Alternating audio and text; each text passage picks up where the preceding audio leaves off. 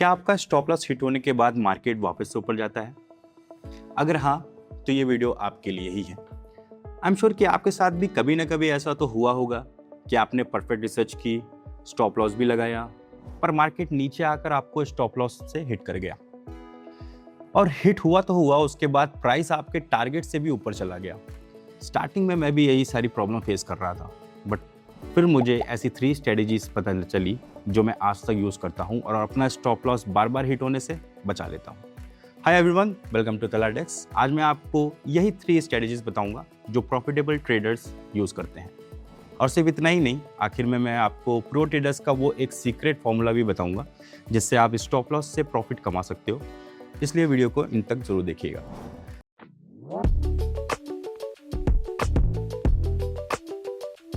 चलिए शुरुआत करते हैं उस स्ट्रेटजी से जो ऑलमोस्ट हर ट्रेडर गलत यूज करता है। मैं बात कर रहा हूं सपोर्ट के बेसिस पर स्टॉप लॉस लगाने की। आपको स्क्रीन पर एक चार्ट दिख रहा होगा। इससे हमको पता लग रहा है कि किस ट्रेड का स्ट्रॉन्ग सपोर्ट 80 रुपीज़ है। यहाँ पर ज़्यादातर ट्रेडर्स इसी सपोर्ट पर अपना स्टॉप लॉस लगा देते हैं। उन्हें लगता है कि प्राइस यहाँ से बाउंस करेगा और फिर प्राइस बाउंस करता भी है, पर उससे पहले उनका स्टॉप लॉस हिट हो जाता है। मार्केट एक बार 80 रुपीज़ के नीचे डिप मारता है, आपका स्टॉप लॉस हंट करता है और फिर वहाँ से अब वापस ऊपर चला जाता है। इसे कहते हैं लिक्विडिटी ग्रैब। मार्केट के ऊपर जाने के लिए ऑर्डर्स चाहिए और वो ऑर्डर्स आपके स्टॉप लॉस से मिलता है। देखो, हमें स्टॉप लॉस वहाँ लगाना है जहाँ हमारा ट्रेड लॉजिक फेल हो जाता है, ना कि वहाँ लगाना है जहाँ से थोड़ी सी मार्केट में वोलेटिलिटी आते ही हम बाहर निकल जाएं। तो रूल सिंपल है, स्टॉप लॉस कभी भी सपोर्ट लेवल पे नहीं लगता। हमें हमेशा प्राइस को थोड़ी ब्रीथिंग रूम देनी चाहिए।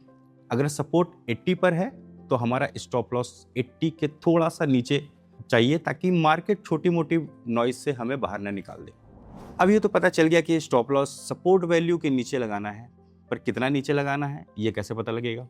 इसका जवाब मिलेगा हमारी सेकेंड स्ट्रेटजी में, जो कि है रिस्क रिवॉर्ड रेशियो के बेसिस पे। रिस्क रिवॉर्ड रेशियो के बारे में सुना सबने है, पर इसे स्टॉप लॉस के लिए बहुत कम ट्रेडर्स यूज करते हैं। इसको सिंपल तरीके से समझते हैं। अगर 90 रुपये पे एंट्री ली, टारगेट 130 रुपये का था, तो आपका पोटेंशियल प्रॉफिट 40 रुपये का हुआ। अब इस सिचुएशन में एक डिसिप्लिन ट्रेडर 1:2 रेशियो फॉलो करेगा, यानी 40 रुपये का प्रॉफिट कमाने के लिए 20 रुपीज़ के रिस्क से ज़्यादा नहीं लेगा। अगर हमारे चार्ट के हिसाब से बात करें तो आपका स्टॉप लॉस 70 से नीचे नहीं जाना चाहिए।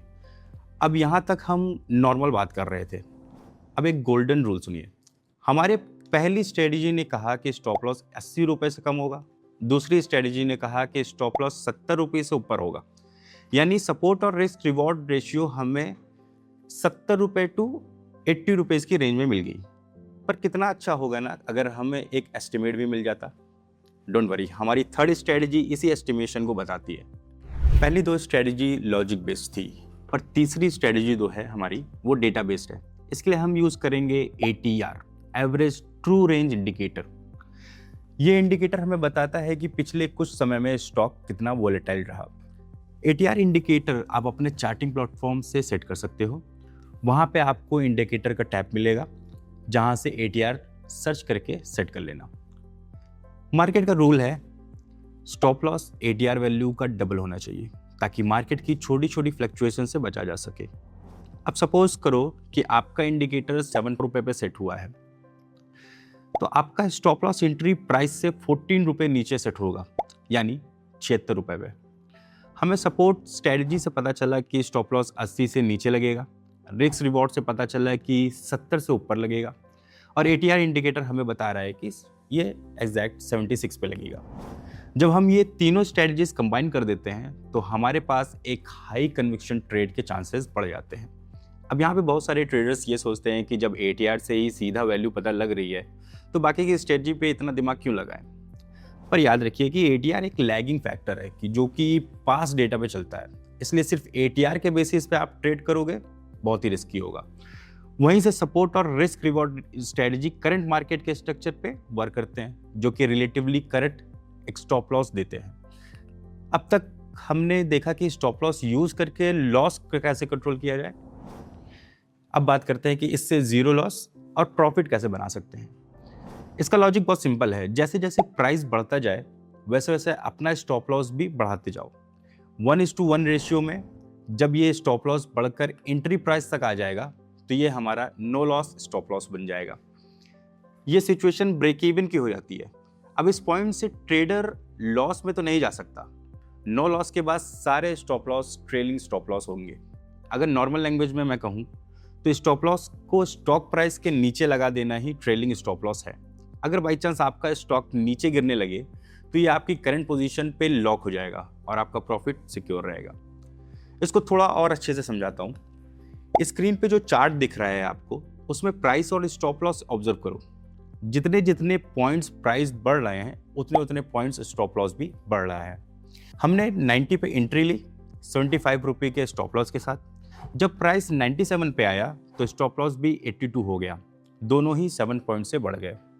थर्ड इंक्रीमेंट पे जब स्टॉप लॉस 90 पे आ गया यानी एंट्री प्राइस पे, तो वो नो लॉस स्टॉप लॉस बन गया। इसके बाद के जितने भी स्टॉप लॉस होंगे वो ट्रेलिंग स्टॉप लॉस होंगे। नेक्स्ट बात करते हैं इसके इम्प्लीमेंटेशन की, क्योंकि एट द एंड जो मार्केट में आपको यही यूज करना है। जब भी ऑर्डर एग्जीक्यूट करो वहीं पे अपना trailing stop loss distance define कर लो और बस आपका stop loss trailing stop loss बन जाएगा। देखा, इतना इजी है, बस ये छोटा सा चेंज और आपका प्रॉफिट प्रोटेक्टेड रहेगा। आज के लिए बस इतना ही। अगर कुछ भी डाउट हो तो कमेंट सेक्शन में जरूर पूछ लेना और ट्रेडिंग की किसी भी इंटरेस्टिंग स्ट्रेटजीज को एक्सप्लोर करने के लिए तलहा डेस्क को जरूर सब्सक्राइब करिए। मिलते हैं नेक्स्ट वीडियो में।